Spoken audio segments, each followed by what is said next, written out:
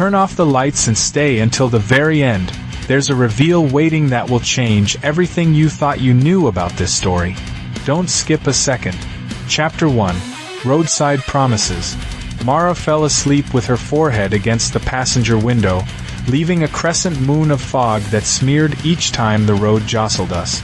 I kept both hands on the wheel and my voice low, telling her things like we'd be okay, like the next state meant a new start, like there were places where the past couldn't follow. The map app led us across a black seam of highway that stitched through fields left behind by winter. At the only gas station for miles, the lights buzzed a greenish color that made everything look already sick. A group of locals leaned against their trucks, swapping the kind of laughter that announces it doesn't care who hears. They had that particular stillness predators get when the sky darkens. Eyes that tilt, measuring, the way farmers watch their fences for gaps. One of them, with a shaved head and a ring of barbed wire around his neck, offered to fill my tires for free. I smiled like a man who was grateful for help. I paid with cash, and kept my voice in that register men use around other men when they're deciding if they'll show their throat. Long road, the shaved-headed one said. Longer behind us than ahead, I said. Mara tugged at my jacket as I turned away. Let's just go, she whispered. She had never liked crowds. We pulled off, the lights shrinking in the mirror like a constellation sinking behind a horizon. I waited for her breathing to even, then reached for the small switch under the dash, brushing it with my fingers for comfort the way most people rub rosary bead. The hum that answered was buried inside the car, insulated, designed, my own small storm caged inside metal.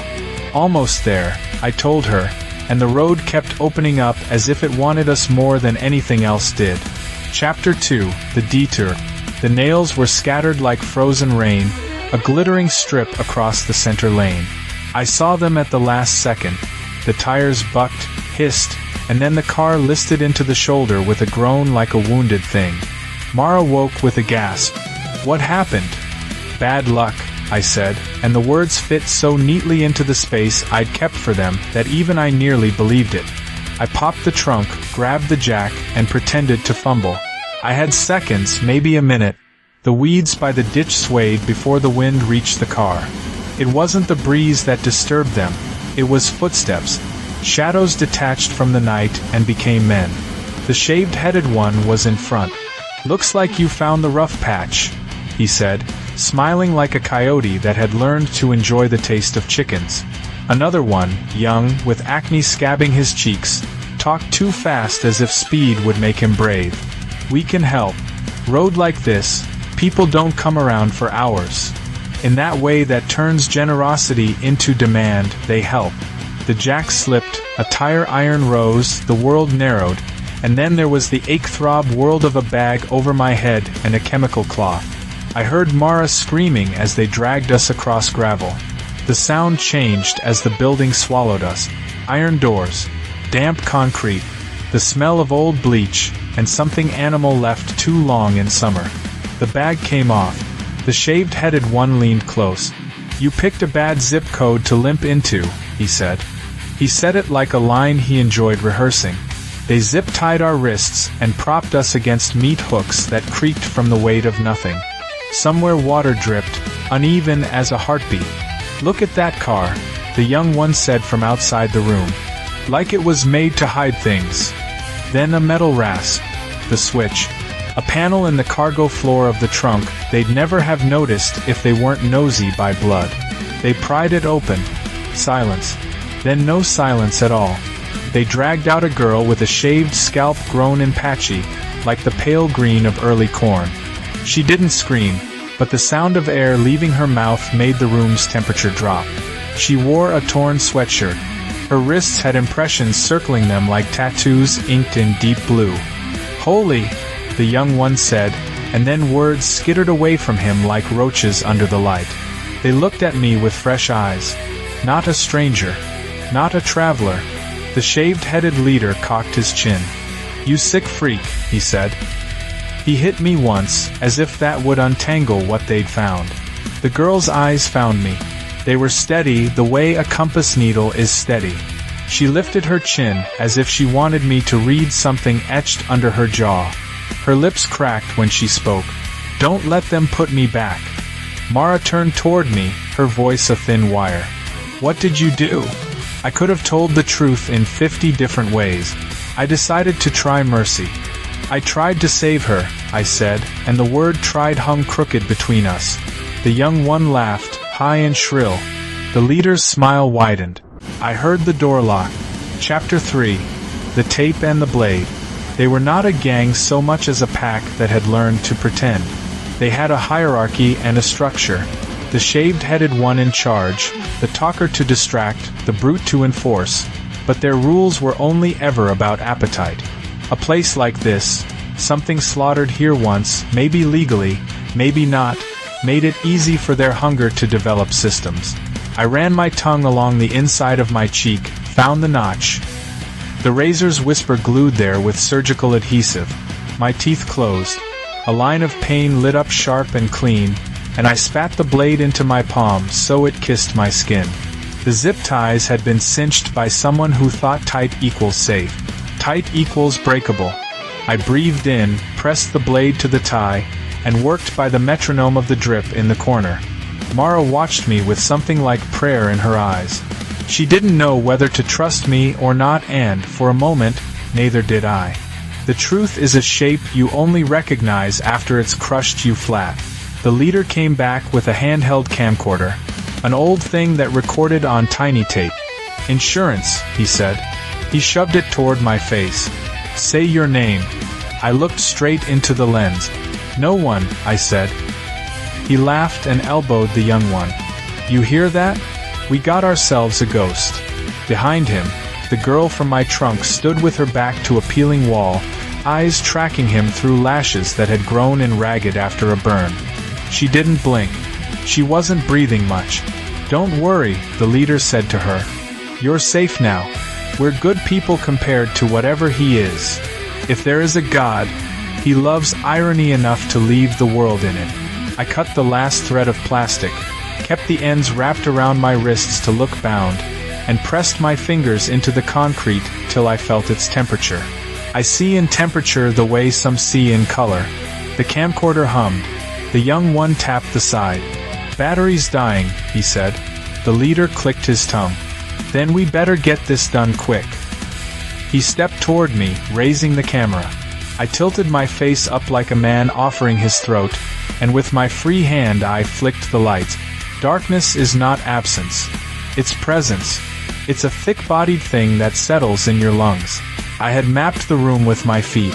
I knew where the hooks were. I knew where his boots would step. He barely made a sound when the hook went through the soft part under his jaw. The camera hit the floor and spun, catching a strobe of images. The ceiling, my boots, the girl's ankles, Mara's wide-open mouth, before its screen went to static and then to dead. The young one swore and came toward me with a knife. He telegraphed everything. The weight shift, the breath, the panic. Panic is merciful. It makes men honest. I took his wrist and bent it till the knife wasn't his anymore. There was a small sound, the sound of a door latch when you were trying not to wake anyone. The brute came in then, enraged and not careful. He was strong enough to break bones and dumb enough to think that was enough. Men like him win a lot by being first and worst. This was not that kind of night. By the time the lights flicked back on, the generator wheezing like an old man making wishes, the room looked different. Mara was making a noise I couldn't place. A keening that turned into my name, and then into nothing at all, when she remembered she shouldn't say it. The girl stepped forward. "You were always going to do this," she said. It wasn't accusation. It was weather. Chapter 4. What I Keep Caged. When I was a boy, my father taught me to set snares. He told me that the trick wasn't the loop, the knot, or the bait. The trick was understanding the path, the way a creature liked to pass through the world. He said that once you knew the path, the rest was just courtesy. I learned the path of this pack a month ago, at a bar with dollar beer and a television that only showed fighting. I watched the shaved-headed one hold court, watched the young one laugh a beat too late every time, watched the brute pick fights that the others stepped back from. I learned their truck, their houses, the girl they took from the bus stop and returned when she told them her brother was a deputy. I learned how they collected secrets and spent them.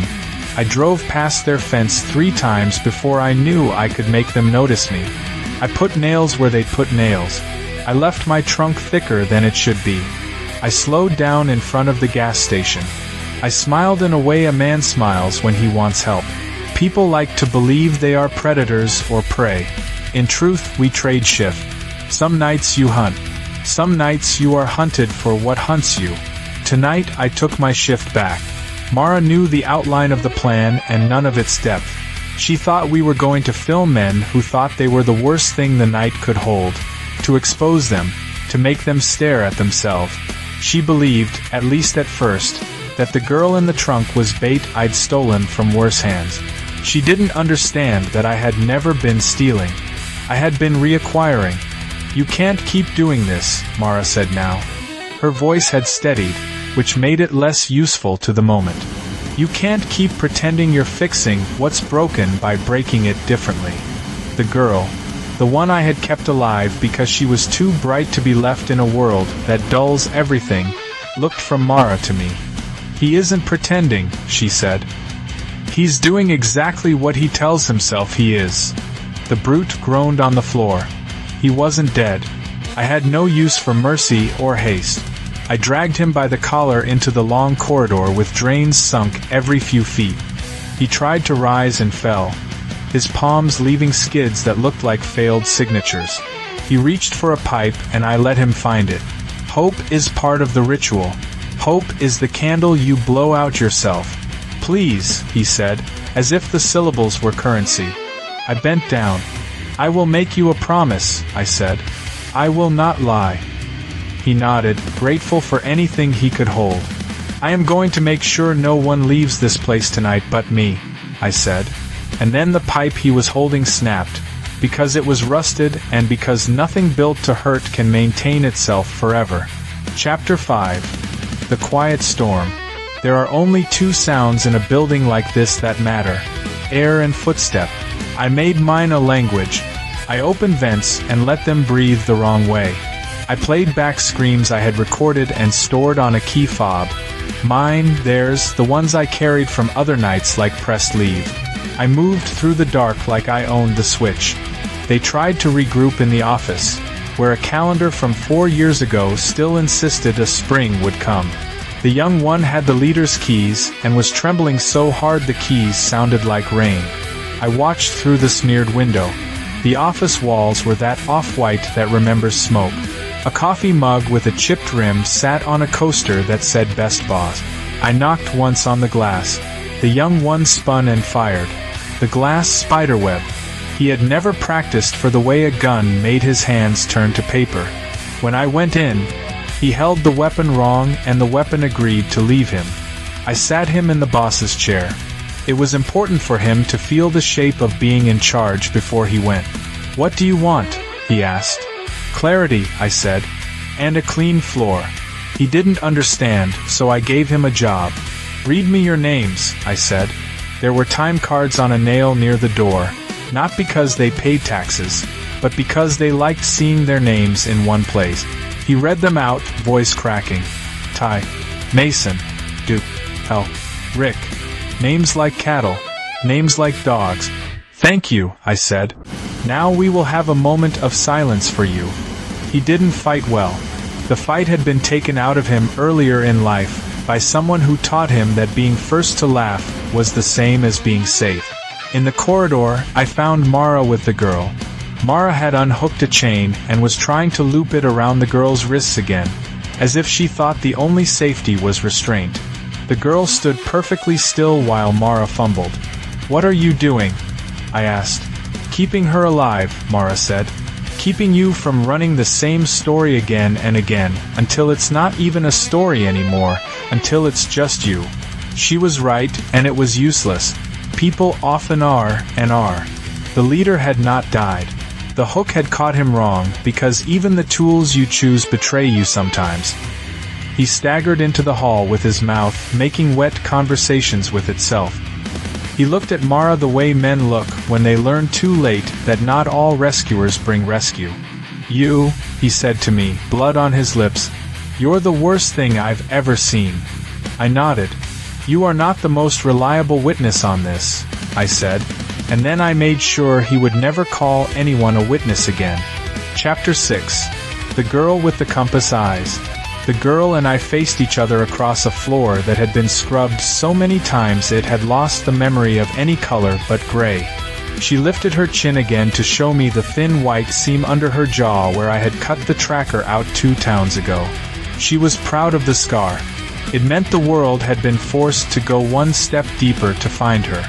"I told you once," I said, "I would show you how to survive. You taught me how to hide," she said, "and how to wait. You taught me your kind of patience." "Patience saves you," I said. "Patience kills you," she answered, with a light behind the words. "It kills you slowly and calls the killing safety." She had a shard of glass in her hand, no flinch in the way she held it.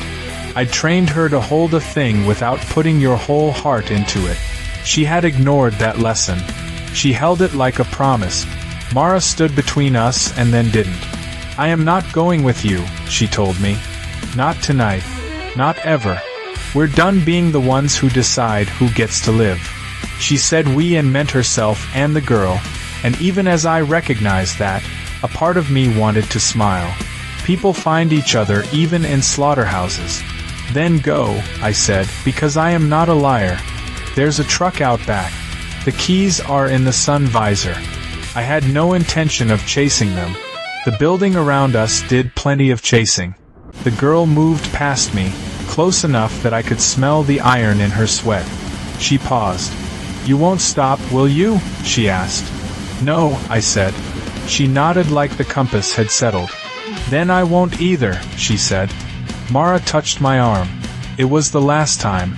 You could end it," she whispered. "I am ending it," I said. "Every time." They went down the corridor. The silence after their footsteps left felt like a dropped plate waiting to see if it had shattered. I gave them 10 minutes, then I turned out every light and waited, because the building had last surprises. Sometimes the kindest thing you can do is take a choice from someone who will use it to hurt themselves later.